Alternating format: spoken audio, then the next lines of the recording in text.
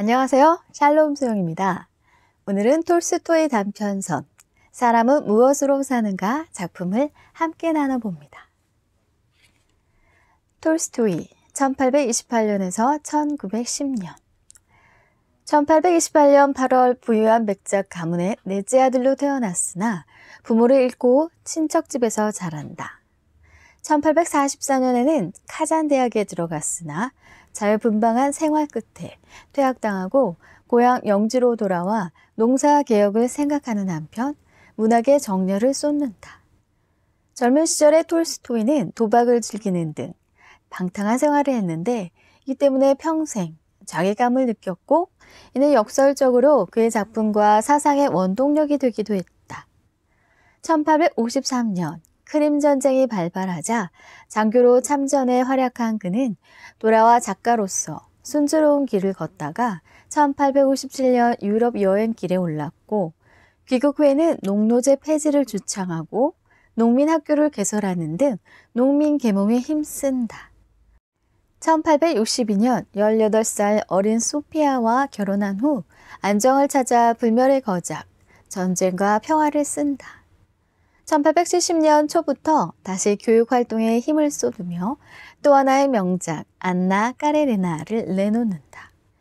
이 시기 톨스토이는 삶과 죽음, 종교의 문제를 심각하게 고민하는데 고백록은 이러한 내적 성찰이 집약된 책으로 톨스토이 사상의 분기점으로도 여겨지며 이후 그의 사상은 기독교적 아나키즘으로 또 평가되는 톨스토이주의라 일컬어진다.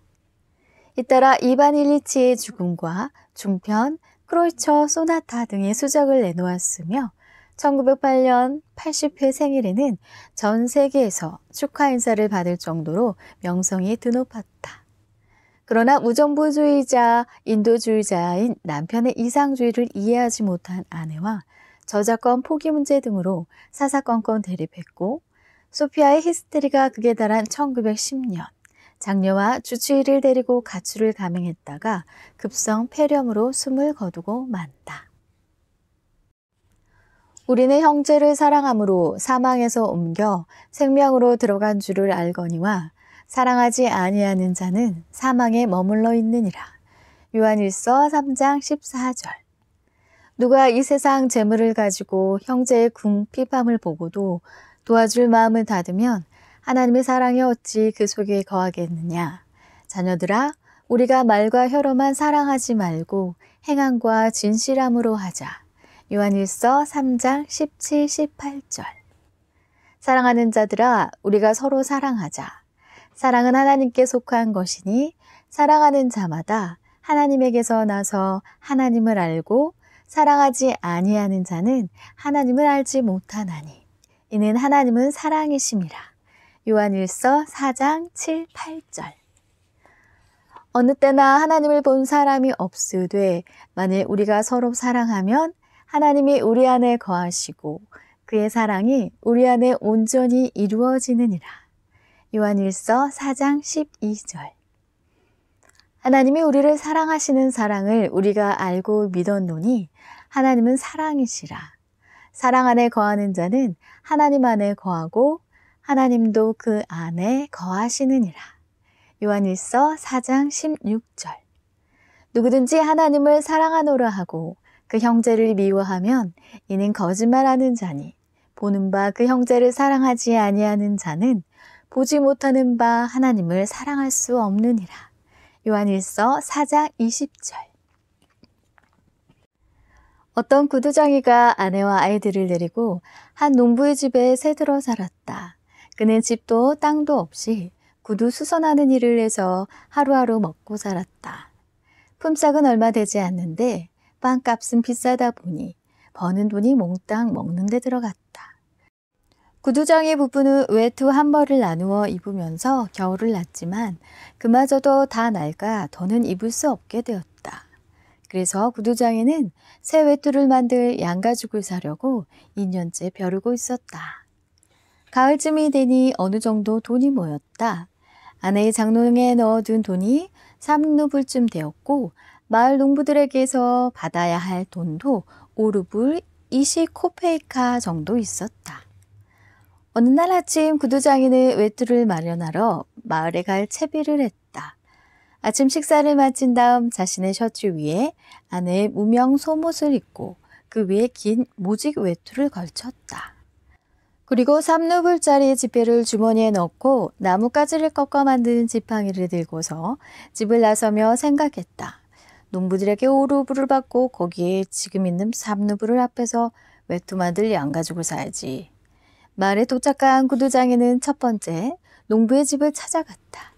하지만 농부는 집에 없었고 그의 아내가 일주일 안에 남편 편에 돈을 보내겠다고 약속했다. 결국 구두장이는 돈을 받지 못하고 다음 농부 집으로 갔다. 그런데 이 농부는 맹세코 돈이 한 푼도 없다면서 장화 수선비로 20코페이카만 줬다. 어쩔 수 없이 구두장이는 외상으로 양가죽을 사려 했지만 가죽 장수는 그렇게는 안 된다고 잘라 말했다. 돈을 가져와요. 그리고 나서 얼마든지 마음에 드는 걸로 골라요.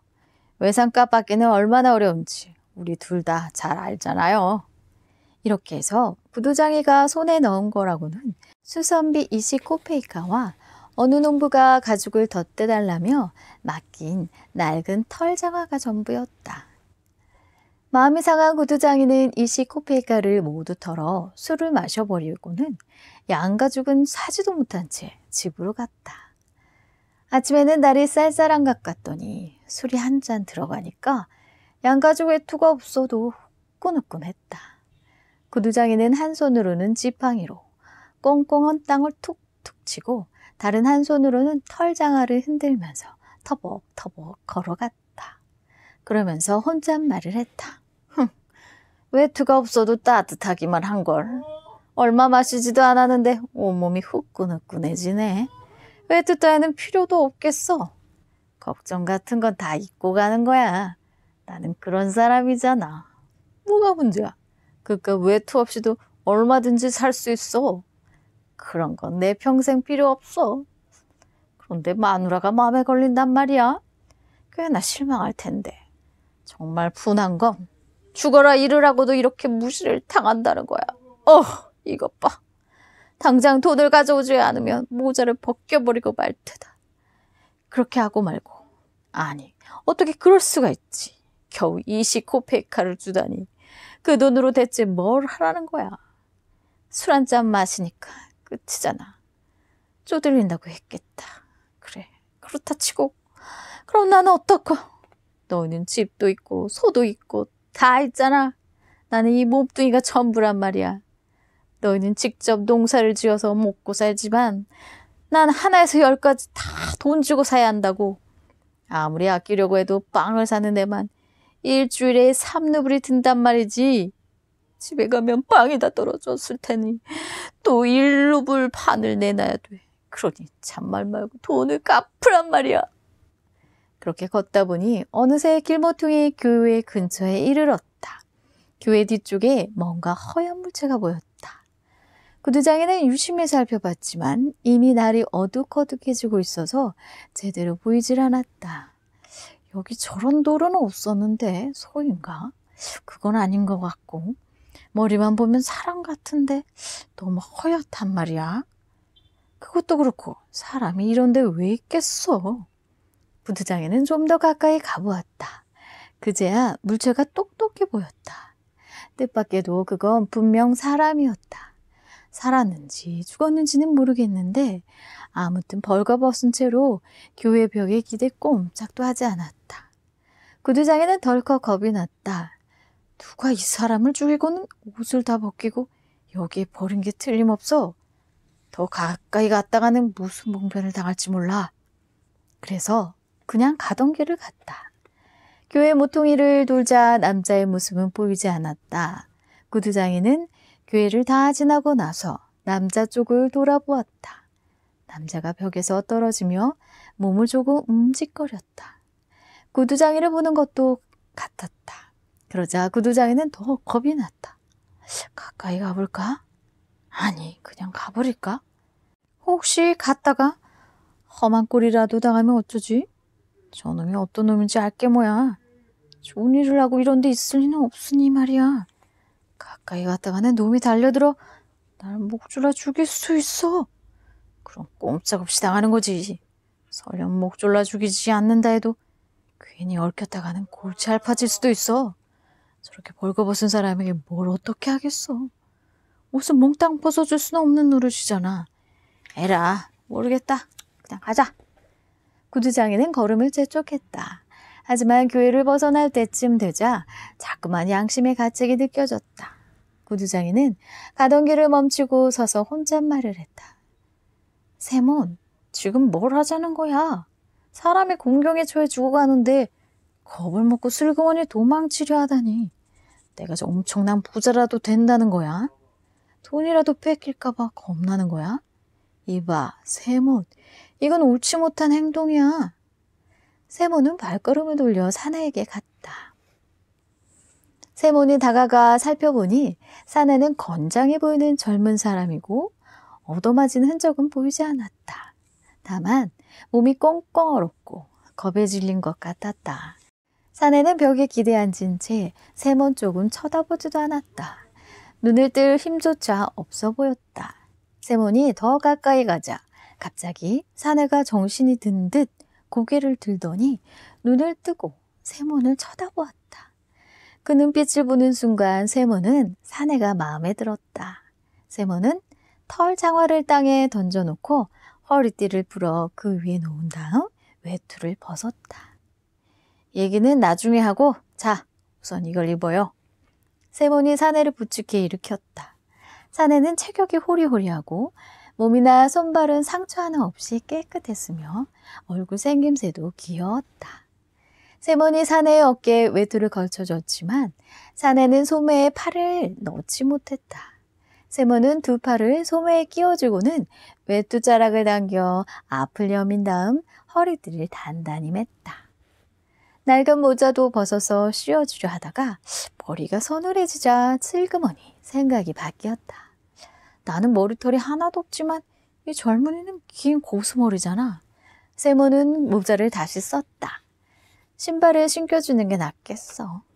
세몬은 사내를 앉히고 털 장화를 신겼다. 옳지, 됐어. 자, 움직이면서 몸을 좀 녹여보게. 무슨 일이든 우리가 걱정하지 않아도 다 해결될 거야. 그나저나 걸을 수 있겠나? 사내가 일어나서 친근한 눈길로 세몬을 바라봤지만 말은 한마디도 하지 않았다. 왜 아무 말도 하지 않는 건가? 이런 데서 겨울을 날 건가? 집에 가지.